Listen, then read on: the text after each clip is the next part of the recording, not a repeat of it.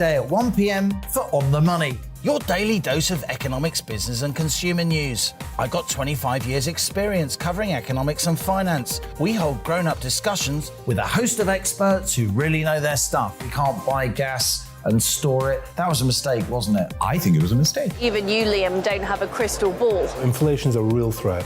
Every weekday at 1, you're On the Money.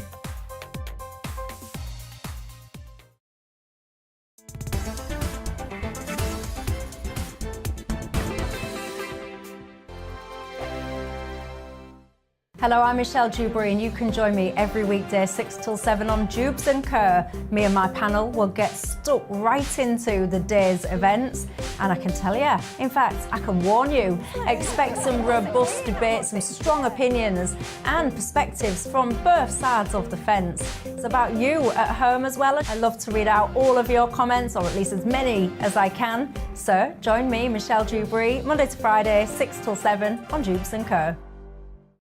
On radio, they call it the drive time slot, 4 p.m. until 6 p.m. as listeners head home. It's that part of the schedule when the dust of the day's events begin to clarify, and we try to make sense of it for you. Brazier is drive time for radio and TV. It's fast, it's punchy, it's opinionated, there's a Brazier angle and a little bit of levity. That's the question. That's two questions, actually. That's Brazier, Monday to Thursday, 4 till 6 on GB News. Hello, I'm Patrick Christie's. And I'm Mercy Moroki. Make sure that you join us Monday to Thursday, 10 a.m. until midday, right here on GB News for To The Point. We're not afraid to talk about the topics that matter to you or the big topics that always matter. We cover absolutely everything, from the breaking political stories of the day to law and order, what's going on in the channel. We're not afraid to hold people to account. We always make sure we include your views on our show. Indeed, if you're thinking it, you can guarantee that we're saying it. So make sure you join the conversation with us, 10 a.m. until midday, Monday to Thursday for To The Point on GB News. I'm Dan Wootton. Join me Monday to Thursday from 9 to 11 for the feistiest and most fun news debate on TV, where free speech reigns. I'll bring you a sharp take on the day's biggest stories, bombshell newsmaker interviews, and A-list guests. And I guarantee you, no spin, no bias, no censorship, and no reason to go to bed. That's Dan Wootton tonight, Monday to Thursdays from 9 on GB News.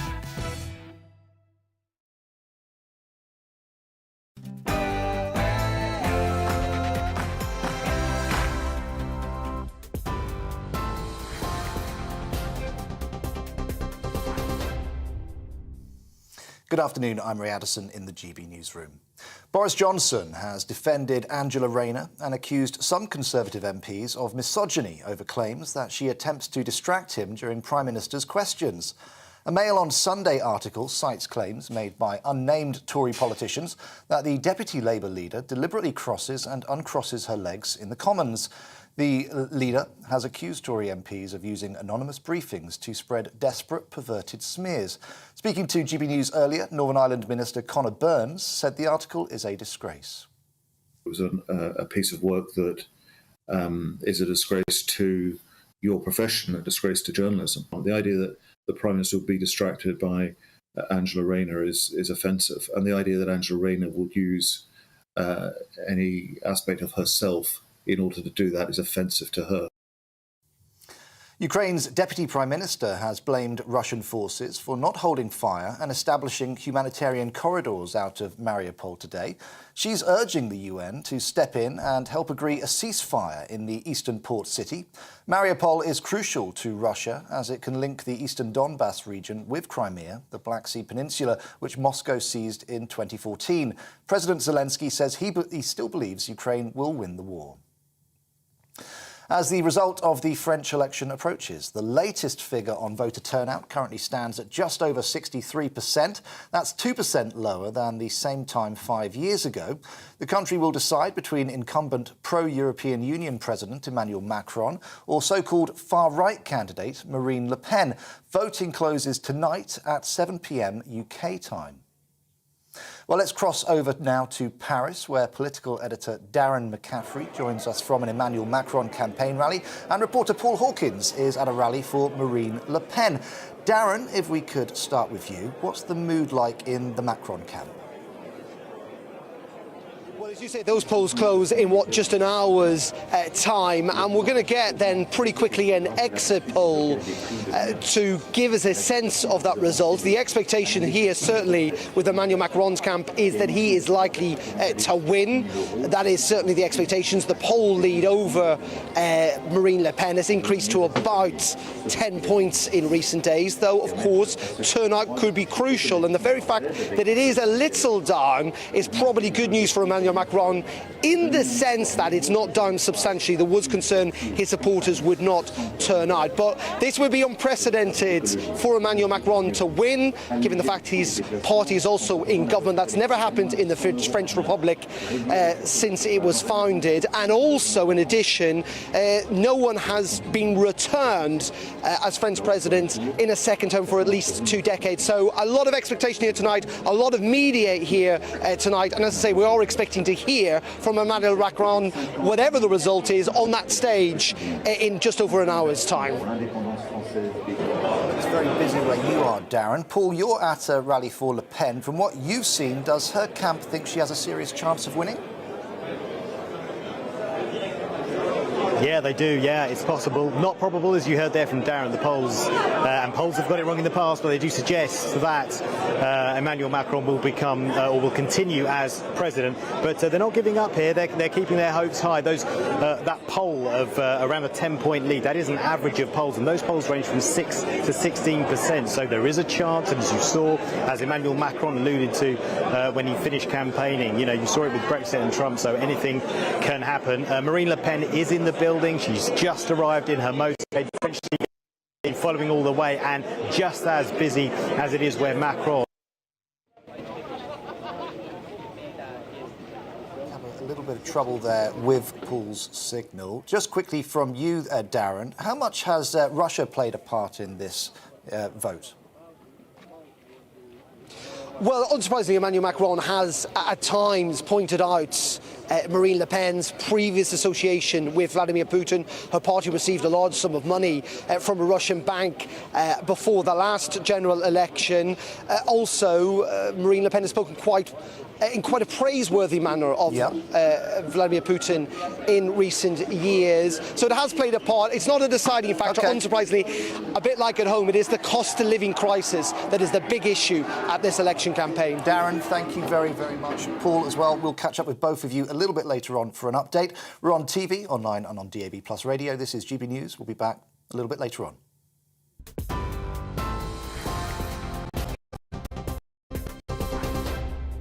Looking ahead to this evening's weather, and the UK is looking fine and sunny for many, though a few showers for northern England. Let's take a look at the details. In the southwest, there will still be a little showery rain lingering over the Isles of Scilly. Otherwise, it should be dry with some sunshine to end the day. Meanwhile, over in the southeast and around London, there'll be very little, if any, cloud around us. Temperatures will be in the mid-Celsius. If we head over to Wales, you can see it's also going to be a fine evening here with plenty of late sunshine. Meanwhile, there will be a few late showers for parts of northwest England, and these may also clip parts of the West Midlands too. These are going to die out through the evening. Towards the northeast coast, there will be some murky low cloud feeding in on the onshore breeze. Further inland, things should stay fine, with some sunshine lingering through to end the day. 1 or 2 showers are possible for southern and southwestern parts of Scotland later. Otherwise, though, it will be a dry evening with variable amounts of cloud and sunny breaks. Across in Northern Ireland, it will be fine to end the day with plenty of late sunshine. The brisk breeze should have eased as well, with light winds tonight. Looking at the UK overnight, and any showers will die out with a touch of frost in rural northern spots. And that's how the weather is shaping up overnight into tomorrow morning.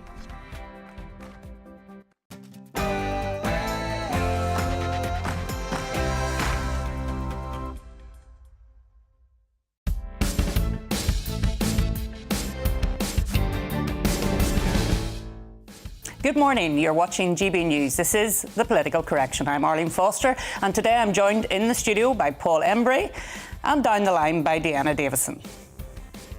We're here for the next 2 hours to correct politics and put you, the people, back in charge. This is not about journalists talking to journalists, it's about you telling us what you think. So coming up this hour, Boris Johnson embarked on a trip to Asia to meet his Indian counterpart Narendra Modi for trade talks, but no matter how far he goes, Partygate is close behind. And this week, it was confirmed that the PM will face a parliamentary investigation into whether he misled MPs over lockdown parties. In an interview this week, former Labour leader Jeremy Corbyn said NATO must disband to achieve global peace and security. We'll be discussing the potential pros and cons of such a move. And a watchdog has found that police need to end the overuse of stop and search on black and ethnic minorities, saying mishandled searches can leave people feeling both humiliated and victimised. We'll be joined by a former superintendent. And as always, we want to hear from you today, so if you want to get involved in the conversation and have your email read out on the show, then please email us at gbviews@gbnews.uk or tweet us at gbnews. This is The Political Correction.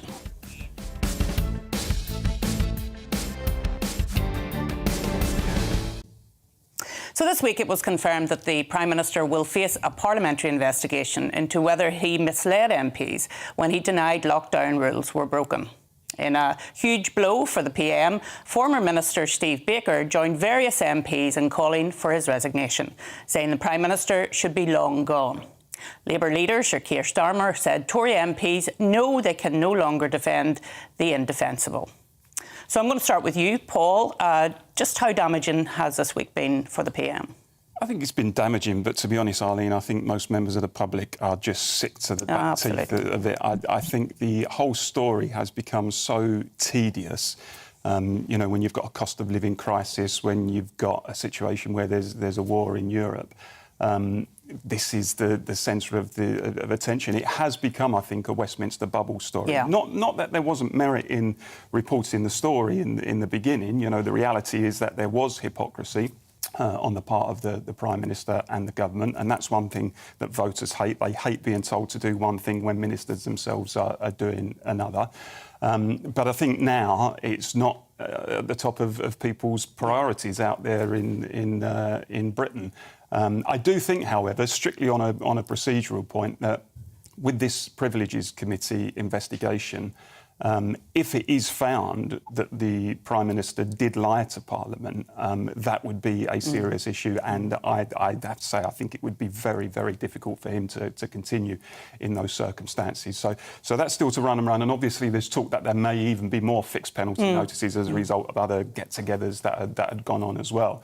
So I don't think the Prime Minister is in any sense out of the woods just because lots of members of the public are finding the whole thing a bit tedious, because, as I say, the Privileges Committee could really sound the death knell for him. But for ordinary people out there, the call was for him to resign. He didn't do so. He's clearly not going to do so at this point, so let's concentrate on things that are more important. But a final point I would make is I think what the Westminster bubble is doing by focusing so much on this story is missing the broader point about lockdown and the merits of lockdown and the downsides of lockdown and whether or not it was ever right to sort of impose the kind of restrictions that we saw in this country. So when Sir Keir Starmer stood at the dispatch box this week and talks about the harrowing case of John from Lichfield, who couldn't hold his wife's hand in the final moments of her life and was obviously using that as a weapon to beat the Prime Minister. Actually, I think the bigger story there was those MPs who were expressing such shock at such a story. These were the same people who voted for those restrictions in the first place. And you kind of think, well, actually, you're missing what is really the big story here. So that's my summing up of those. Well, and of course, Sir Keir Starmer, for very obvious reasons, is trying to keep this front and centre. You heard today that he's criticising the Metropolitan Police for not telling us how many fixed penalty notices are going to be issued over the next period of time. Deanna, this has now gone to a committee in Parliament. For those people who don't know what's going to happen next, perhaps you could explain what happened last week in terms of the vote, and then where does it go to now? Absolutely. So there was a Labour-led motion to refer the sort of question around whether or not the Prime Minister misled the House to the Privileges Committee. And the Privileges Committee is a very kind of old, long-standing committee that is set up to investigate kind of misconduct of MPs relating specifically to kind of parliamentary procedure, specifically to investigate contempt of Parliament. The thing that we're obviously focusing on in that regard is this concept of misleading the House of Commons, which is, by parliamentary kind of ways, a very serious thing.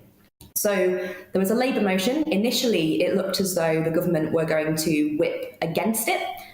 In the end, the government said it was a free vote. So had there been a vote in the House of Commons, then Conservative MPs could have voted however they wanted to.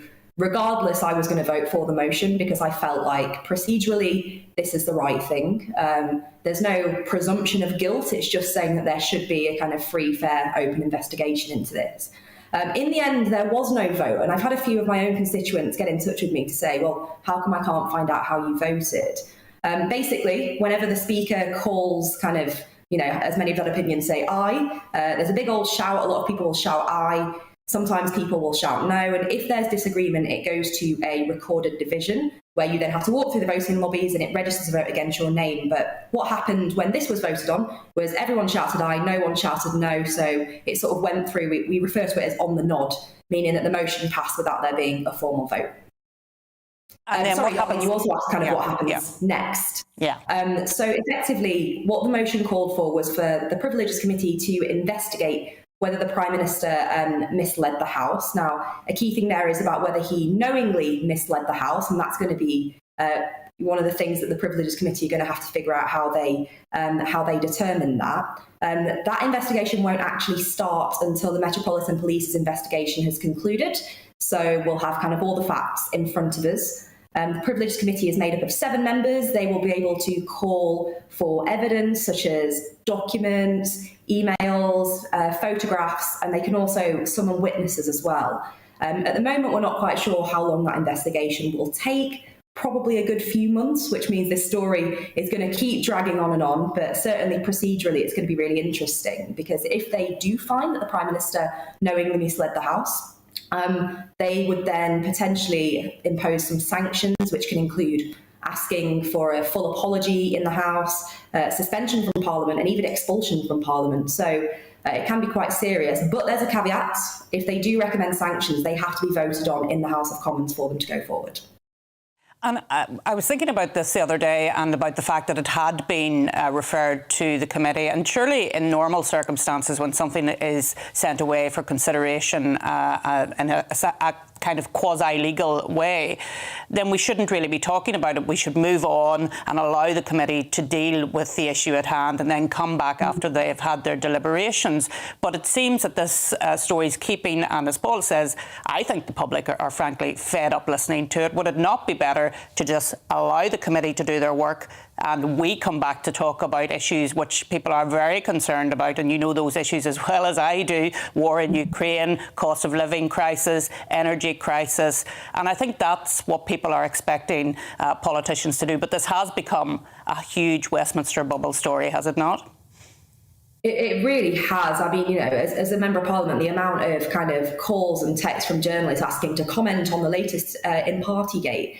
And actually, I look at my inbox and the things that people are writing to me about. And I won't lie, there are some people who are concerned about kind of Partygate and the consequences and implications of it. But mainly it's people worried about the cost of heating their house. It's people worried about delays in getting their passports back. It's people who've, nominated themselves for the Homes for Ukraine scheme and want to know how those applications are going. It's kind of real world stuff that people are facing on a day-to-day basis. Not Partygate. It doesn't mean that obviously it's not something that's concerning, but like you, Arlene, I think now that it's been referred, we need to A, let the Met Police conclude their investigation, B, let the Privileges Committee conclude their investigation, and in the meantime, just get on with the things that people are really, truly concerned about. And Deanna, we talked about the media there. I know yet again the media have been speculating on you as well.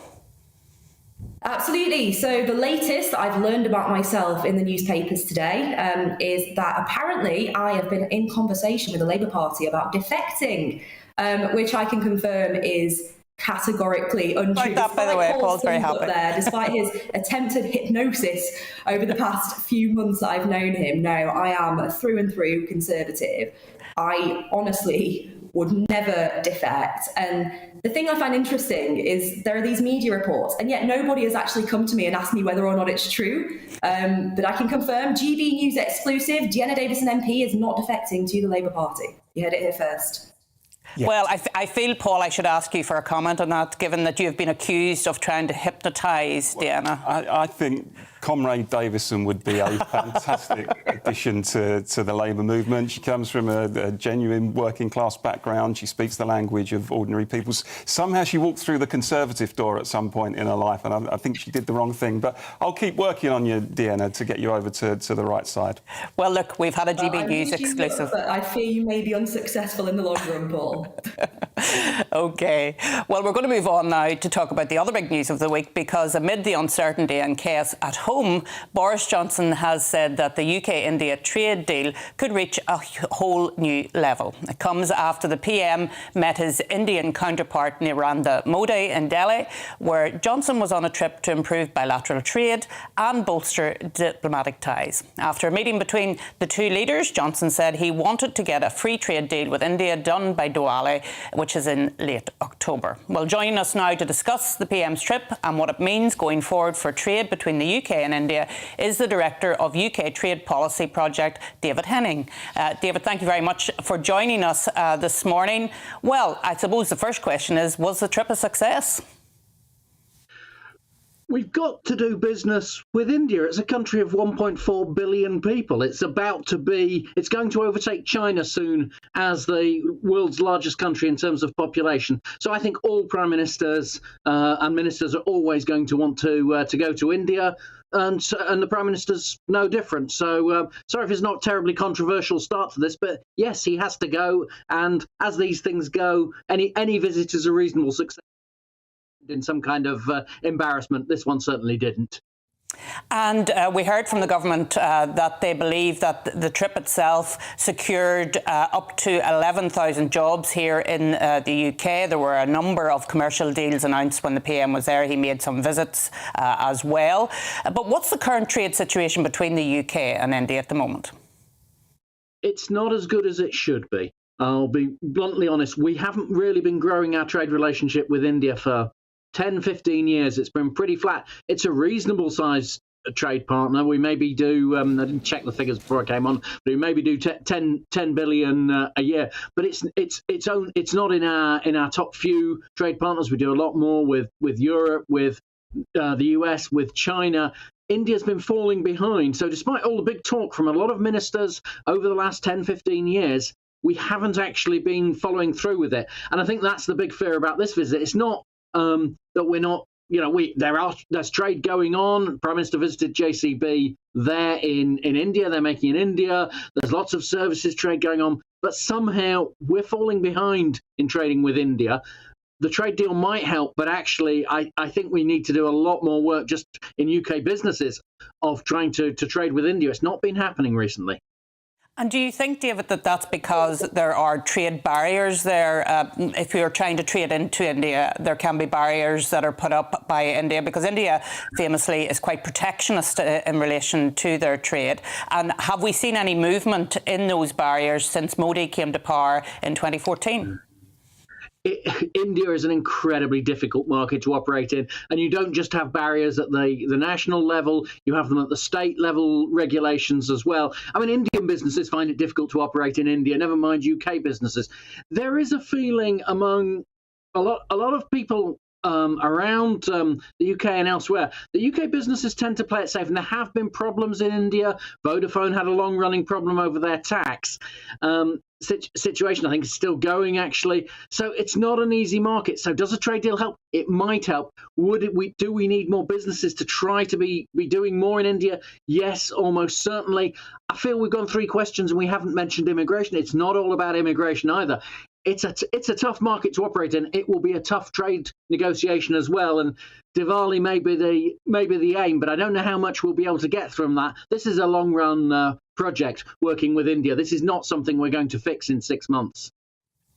David, one of the drawbacks, in my view, of EU membership is that we were really forced to abandon our very long-standing organic trade links with the likes of India and other Commonwealth countries, which we'd built up over many generations. What opportunities, in your view, does Brexit present us with for realigning with those countries in a trade sense, not just India, but other Commonwealth countries too? Look, we have commonalities, but we have to be careful in using them with Commonwealth countries. So they often have a similar legal base. They often use similar standards. They can look to us, but on the other hand, they can also be quite. There's quite a legacy between us. People in India most definitely don't want the UK coming along and telling them how to do business.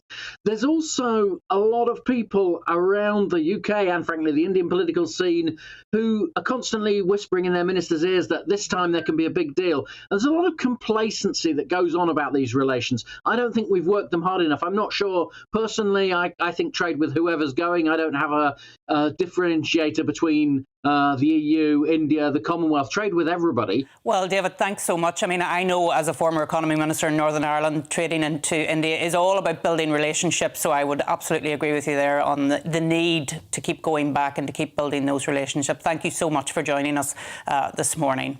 Well, coming up after the break, we'll be discussing comments made this week by Jeremy Corbyn about NATO. We'll also be talking about comments made by Sir Keir Starmer, who suggested that the former leader would not have the Labour whip restored.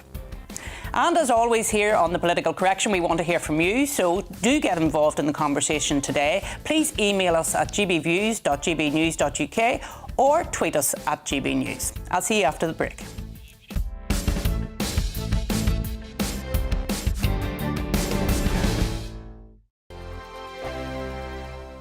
Hello, I'm Michelle Dewberry, and you can join me every weekday 6 till 7 on Jubes and Kerr. Me and my panel will get stuck right into the day's events, and I can tell you, in fact, I can warn you, expect some robust debate, some strong opinions and perspectives from both sides of the fence. It's about you at home as well. I love to read out all of your comments, or at least as many as I can. So join me, Michelle Dewberry, Monday to Friday, 6 till 7 on Jubes and Kerr. On radio, they call it the drive time slot, 4 p.m. until 6 p.m. as listeners head home. It's that part of the schedule when the dust of the day's events begin to clarify, and we try to make sense of it for you. Brazier is drive time for radio and TV. It's fast, it's punchy, it's opinionated, there's a Brazier angle and a little bit of levity. That's the question. That's two questions, actually. That's Brazier, Monday to Thursday, 4 till 6 on GB News. Hello, I'm Patrick Christie's. And I'm Mercy Moroki. Make sure that you join us Monday to Thursday, 10 a.m. until midday, right here on GB News for To The Point. We're not afraid to talk about the topics that matter to you or the big topics that always matter. We cover absolutely everything, from the breaking political stories of the day to law and order, what's going on in the channel. We're not afraid to hold people to account. We always make sure we include your views on our show. Indeed, if you're thinking it, you can guarantee that we're saying it. So make sure you join the conversation with us, 10 a.m. until midday, Monday to Thursday, for To The Point on GB News.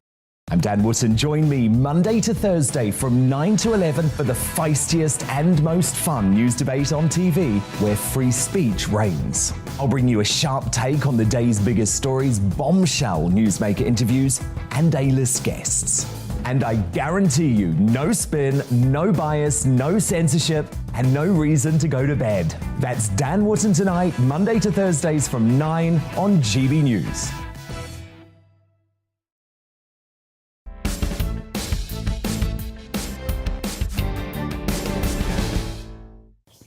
Welcome back to The Political Correction on this lovely Sunday morning. It's 10:25 for our viewers and listeners, and we have some of your views already. I have Kevin here who says, we pay millions and millions of taxpayer pounds every day. We need and want action.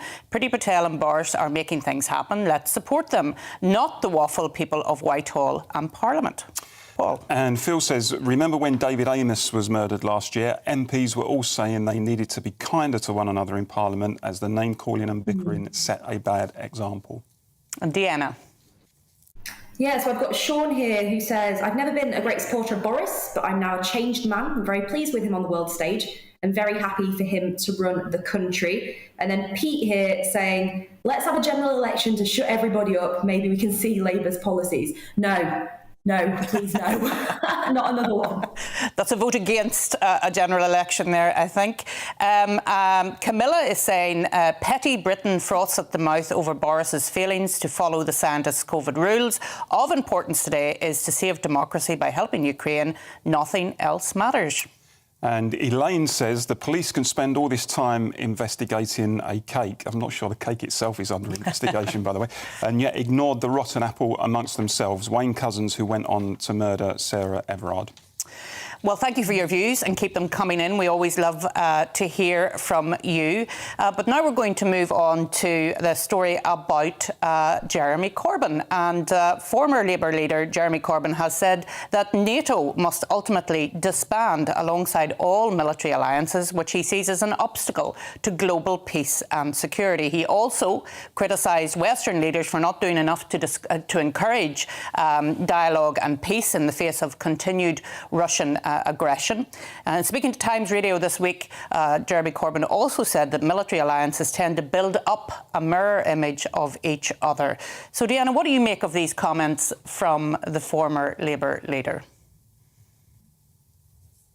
Surprising, given he's kind of had this same narrative for all the time that certainly he's been in my political awareness and pretty much his entire time in politics. I think it's a really interesting one, isn't it? Because there is this kind of view that as NATO builds up for kind of its opposition, it looks like it could potentially be an act of aggression. I would take completely the opposite view in the sense that NATO is literally a defensive alliance. It's there to offer protection to its members from any negative external forces and not to actually act as an aggressor. So I would completely disagree with Jeremy Corbyn, but I'm certainly not surprised. He's kind of been on this track for his entire career. Yeah. And Paul, you've made commentary about NATO and its defensive nature in the past. What's your take on what Jeremy Corbyn had to say?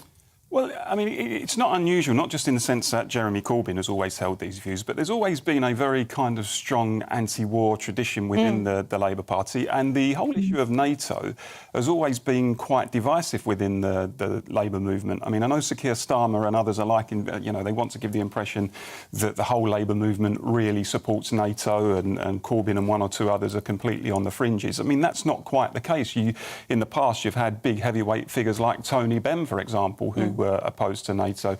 A number of trade unions in the past have expressed concerns about NATO. And I think the beast of NATO now, and I use that word loosely, is very different to what it was when it was created after the end of the Second World War. When it was created after the end of the Second World War, it was created very specifically to contain the threat of the Soviet Union. I mean, everybody knew that at the time. That's what it was for. Following the collapse of the Soviet Union in '91, I think NATO has been kind of scratching around a little bit, trying to find its purpose. And I'm not sure that even NATO necessarily knows what it is for. And the collection of member states of NATO doesn't seem to be particularly coordinated. I mean, for example, you have Turkey, which has got an awful human rights record in some respects, which is a member of NATO. So that, there doesn't seem to be any pattern as to why a particular member state should be accepted as a member of NATO. I mean, on Deanna's point, I mean, it's often argued that NATO is a defensive organisation, and of course, largely it is, and that's what it claims to be. But I think there have been examples in recent years where that particular theory could easily be challenged. I mean, you look at the bombing of Serbia by NATO, you look at its intervention in Libya and Afghanistan, for example. I think it would be very hard to argue that those were explicitly defensive acts. And from, as I've said before, I utterly condemn the invasion of Ukraine by Putin. It's wholly wrong.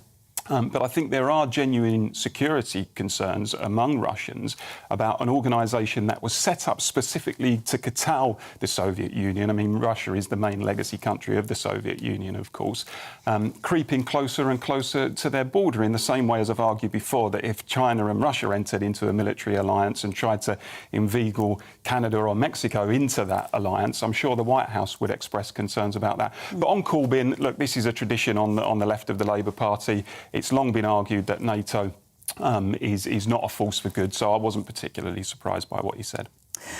Thanks, Paul. Well, joining us now to discuss this further is former NATO commander, Rear Admiral Chris Parry. Thank you so much, Chris, for coming on the show this morning.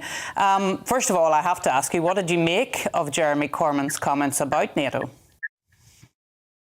Oh, I've spent my whole life listening to Jeremy Corbyn. He's a serial offender on this sort of thing. He's a great one for banging the peace drum, anti-war, but he doesn't really come up with any solutions for dealing with dictators and totalitarian regimes. I think we're familiar with people like Jeremy from the 1930s. These are the people who would have appeased Hitler and would have let Hitler take over the whole of Europe. So I've ceased listening to Jeremy Corbyn. I think a lot of people have. Indeed. And I take the view, actually, that what has happened over this past couple of months has actually strengthened NATO. And when we see Finland and Sweden moving to actually join NATO, surely that's an indication that it is working. Yeah, I mean, NATO's mission hasn't changed over the whole time of its existence. It's always been about defence of its members and their territorial and sovereign identity. Lord Ismay in 1952, the first Secretary General, said the whole point of NATO is to keep the United States in, the Russians out, and the Germans down. And 2 out of 3 of those things apply today. We'd really like Germany to play its part a bit more, to tell you the truth, in strengthening the European pillar of the NATO alliance. They're falling considerably short at the moment, not just in relation to their support for action in Ukraine, but also as part of the NATO alliance. They spend less than 1% of their GDP on defence, but keeping the Russians out, keeping the Americans in, lies at the heart of what NATO is about today. And let's not forget that the actions that NATO has taken outside its own area in the past 20 years have been in relation to what happened on 9/11.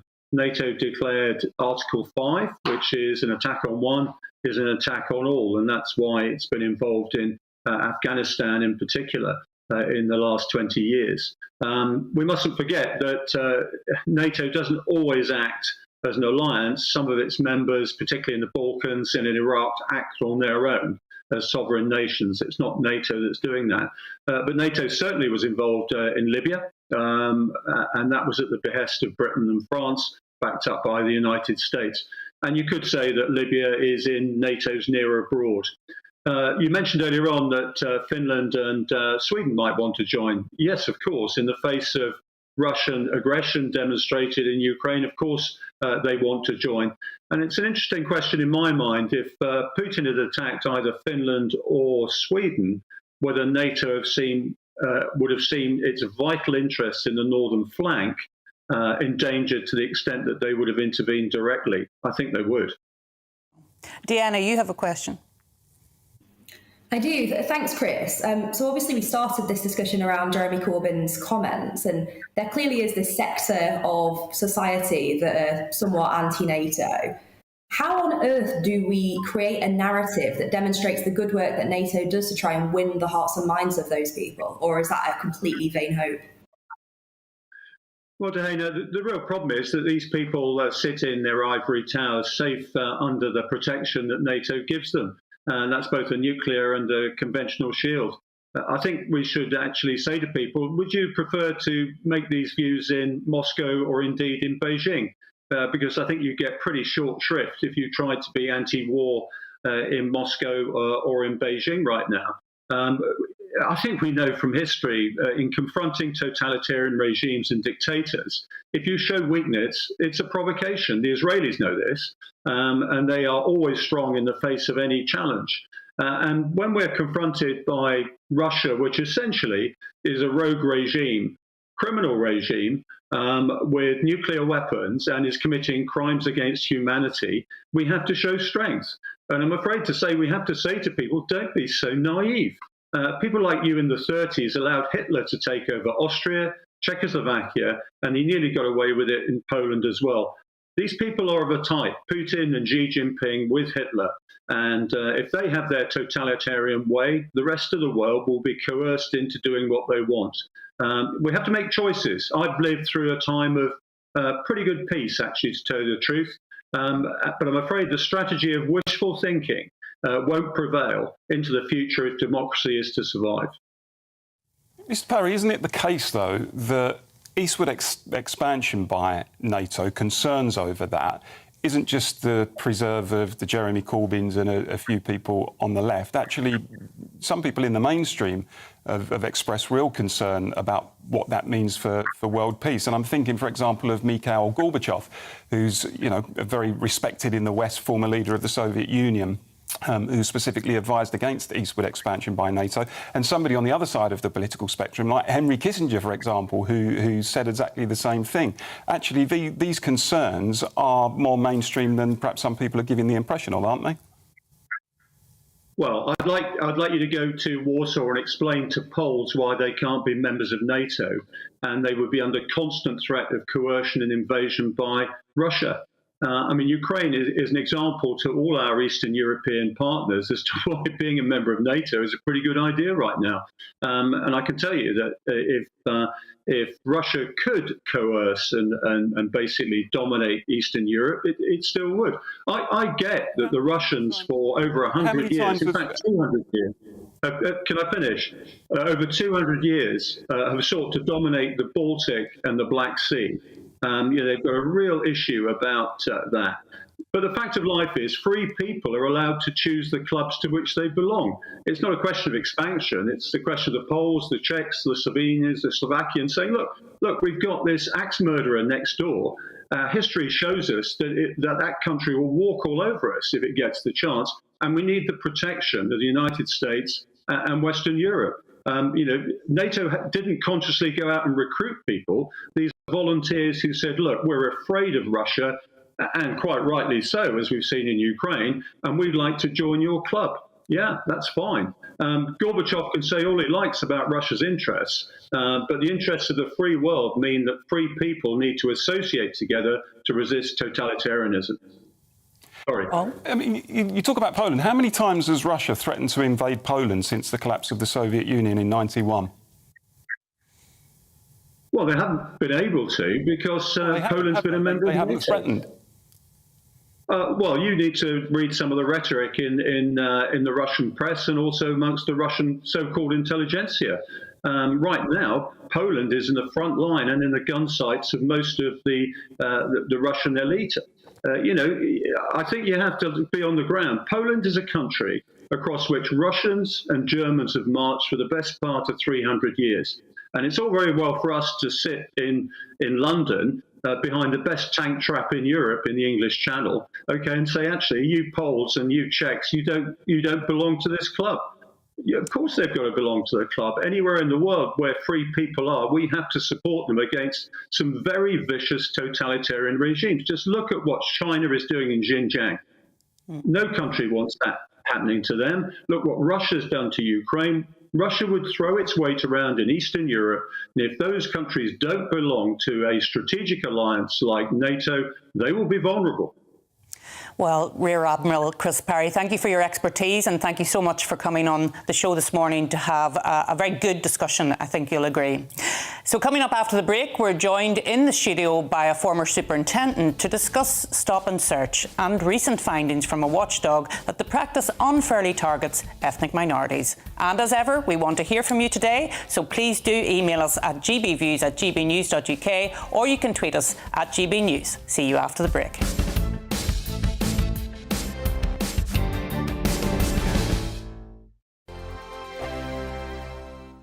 Hello, I'm Michelle Dewberry and you can join me every weekday 6 till 7 on Jubes and Kerr. Me and my panel will get stuck right into the day's events and I can tell you, in fact, I can warn you, expect some robust debate, some strong opinions and perspectives from both sides of the fence. It's about you at home as well. I love to read out all of your comments, or at least as many as I can. So join me, Michelle Dewberry, Monday to Friday, 6 till 7 on Jubes and Kerr.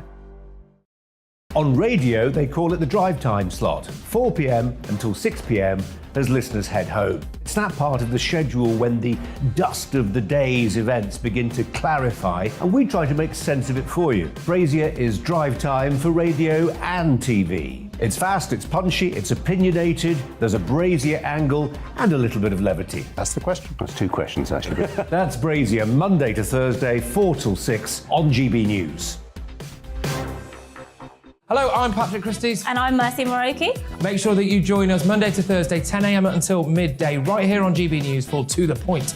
We're not afraid to talk about the topics that matter to you or the big topics that always matter. We cover absolutely everything, from the breaking political stories of the day to law and order, what's going on in the channel. We're not afraid to hold people to account. We always make sure we include your views on our show. Indeed, if you're thinking it, you can guarantee that we're saying it. So make sure you join the conversation with us, 10 a.m. until midday, Monday to Thursday, for To The Point on GB News. I'm Dan Wootton. Join me Monday to Thursday from 9 to 11 for the feistiest and most fun news debate on TV, where free speech reigns. I'll bring you a sharp take on the day's biggest stories, bombshell newsmaker interviews, and A-list guests. And I guarantee you, no spin, no bias, no censorship, and no reason to go to bed. That's Dan Wootton tonight, Monday to Thursdays from 9 on GB News.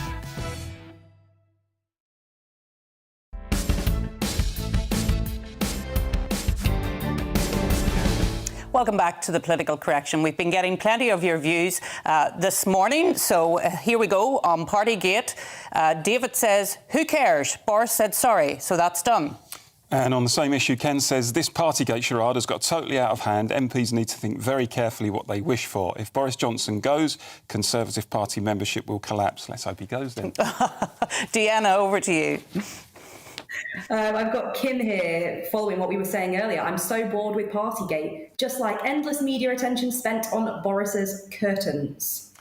And Danny says, spiky one from Danny, I don't recognise Boris Johnson as the UK Prime Minister any longer. The public trust was never there when he became Prime Minister. He was voted in internally, not by a public vote.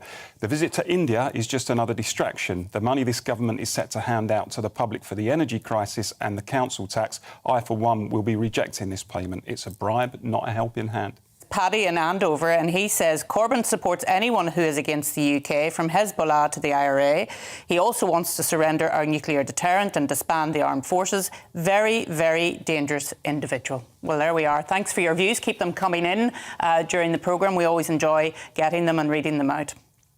So a watchdog has said that the police need to end the overuse of stop and search on black and ethnic minorities. The Independent Office for Police Conduct made 18 suggestions for change to police forces in England and Wales, as reports emerged of unfairness and racial profiling, including one case in which a black male says he was searched more than 60 times between the ages of 14 and 16. The watchdog said that searches handled insensitively could leave people feeling humiliated and victimised. Well, joining us now to discuss the findings and the practice of stop and search as a whole is a former police superintendent, Leroy Logan, MBE. Leroy, thank you so much for coming in. Did this surprise you, this independent report on the use of stop and search powers? No, unfortunately not. Yeah. These issues has been long-standing for a number of decades. Initially, it was a sus law, and I myself grew up in London in the 60s and 70s, and the disproportionate use of that power to stop and search and arrest someone on the suspicion they're about to commit an arrestable offence. Yeah. And we used to call them the thought police because they could read our minds, of course. Yeah. And then it got repealed in '84 and replaced by the Police and Criminal Evidence Act, where you have your Section 1 stops. Mm-hmm. And unfortunately, the racial profiling has mirrored itself again since then, and even though there's a lot more accounting of stops and search and being noted and hopefully acted upon, and people have a robust way of complaining, but you still see that black people are 9 to 10 times more likely to be stopped and searched than the white counterparts, especially under Section 60 of the Criminal Justice and Public Order Act, where people can be stopped in a defined area without reasonable ground. Yeah. It's over 20 times more likely. Is it fair to argue that disparities in statistics, so for example, more black people being stopped than white people, isn't of itself evidence of prejudice? Because if there are areas of high crime, if there are areas of gang violence, and there's a disproportionately higher number of black people who live in those areas, and the police want to target gang violence and knife crime, for example, inevitably it will probably mean that more black people would be stopped. So you know, could it be that there isn't any inherent racism there? It's just what some people might call practical policing. No, unfortunately, you find that a lot of it is around the hit rate. You know, 1 in 10 of those stops leads to something further, not even an arrest or any sort of article being achieved, whether it's drugs or prohibited articles, whatever. And a lot of it is not intelligence-based. So if you are having carried out stop and search myself for many years and supervised teams, you have to have the intelligence driving your stop and search. Unfortunately, even this report is showing that a large number of them is a fishing expedition. Yeah. And then the other thing that hides a lot of these figures is stops under the Road Traffic Act, Section 163, where they stop people under produce your documents or the conduct of how you're driving, and then it goes on to a search. But it's not recorded as such. So these figures could be a lot more inflated, but it's because it's under a lot of it under the Road Traffic Act. You don't see as many. So unfortunately, the various reports from McPherson right up to this report is showing that this is not just about numbers on the streets and all that. This is racial profiling, and it's got to stop. Yeah. And, I mean, obviously the powers, and you've set them out, are reasonable suspicion of carrying weapons or going to commit a crime or whatever. And I suppose for our viewers and listeners, how is that tested, that objective thought that these people are on their way to commit a crime or they have drugs? How is that assessed? Well, it can be from where you're briefed at the station, information received, and it's gone through the rigour to ensure that information is secure intelligence.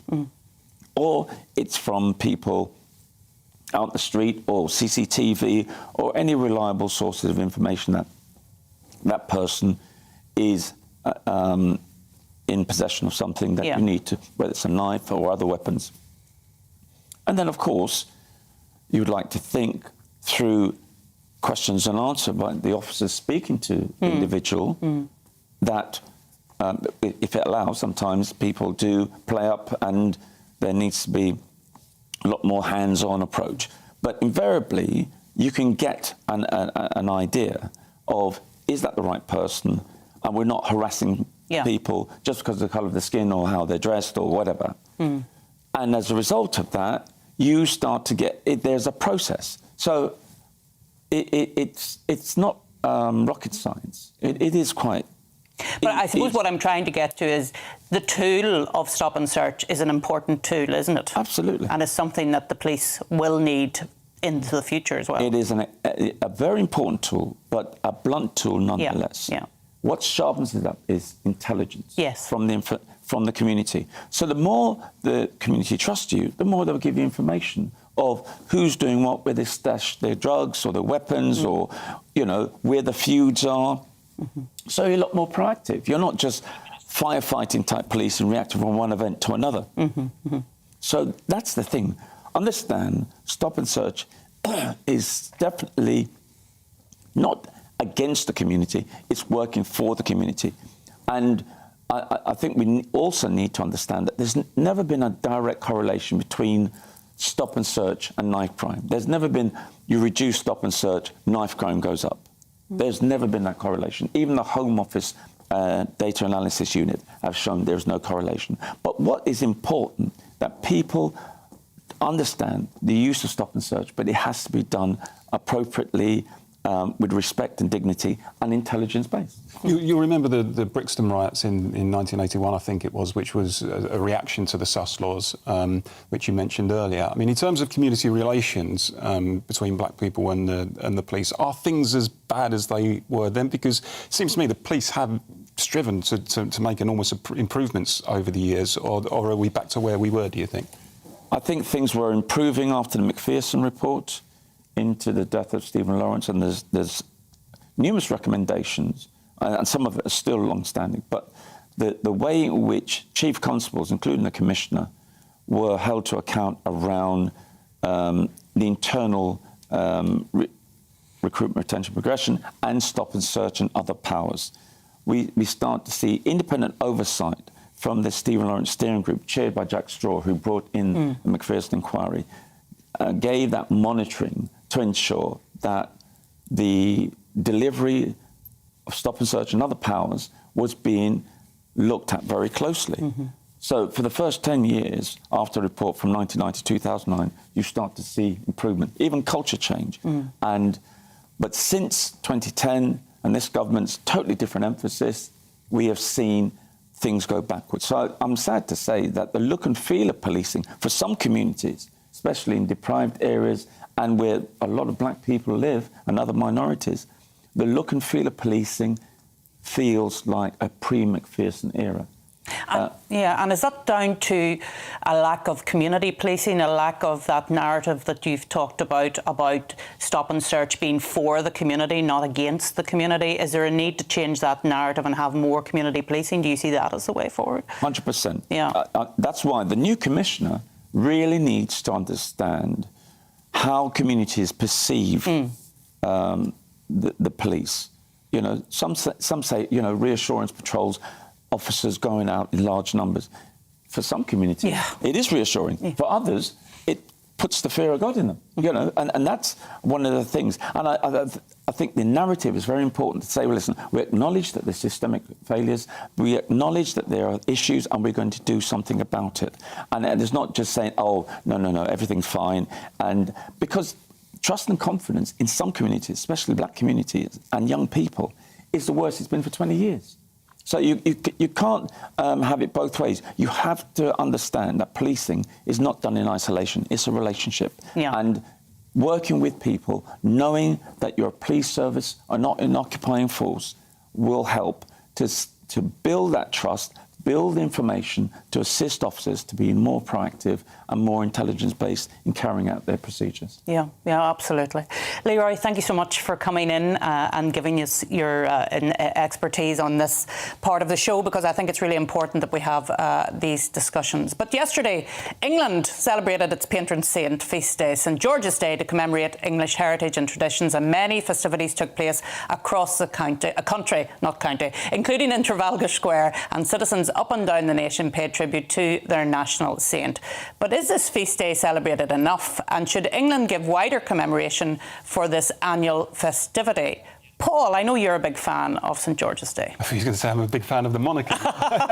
No, well, that's for later. I mean, I don't know about a big fan, but I do find it very odd that actually we celebrate, or we're very happy to see, for example, the Irish celebrate St Patrick's Day in such an enthusiastic way, and similarly with St Andrew's Day and St David's Day. But when it comes to St George's Day, it's always very, very downbeat, and people kind of, particularly what I would describe as the liberal intelligentsia in this country, really don't have any time for it at all, or just grin and bear it if they have to. And I think it was George Orwell who said that no great country has liberal intellectuals that dislike their own country as much as England, and I think that's probably true, actually. And I think there's an element of people among our cultural elites who think that any kind of affinity for England or demonstration of Englishness is reminiscent of empire. You know, England was responsible for empire, it's got blood on its hands, and why would you want to celebrate the history or the culture of England?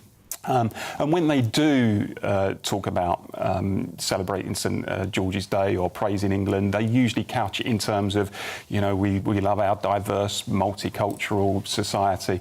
And it's almost as if they're reading from a script. So it's very odd, and I think there is a sense of English national dispossession because of it, where there's a strengthening kind of English identity, particularly in places what I would call England beyond the cities, provincial working class England. And I think the politicians don't understand it, frankly. And briefly, Deanna, what did you do on St George's Day? It's one of those things that if there is a celebration event or like a parade or something, I will always go along. But unfortunately, finding them, they're a little bit few and far between. You know, I'm very envious of one of my colleagues, Andrea Jenkins, who's the MP for Morley and Outwood. They have a whole weekend-long celebration of St George's Day and a great sort of display of patriotism. So I think one day I'd like to get along to the Morley Festival. But actually, what I want to see is a proper Bishop Auckland celebration of St George's Day. So watch this space next year. Very good. And of course, me being from Northern Ireland, we do St Patrick in a very full-on sort of way, and I've made commentary about that in the past. But I do think it's important that we recognise our national saints and that we do it in an appropriate way. Sometimes St Patrick is not done in an appropriate way.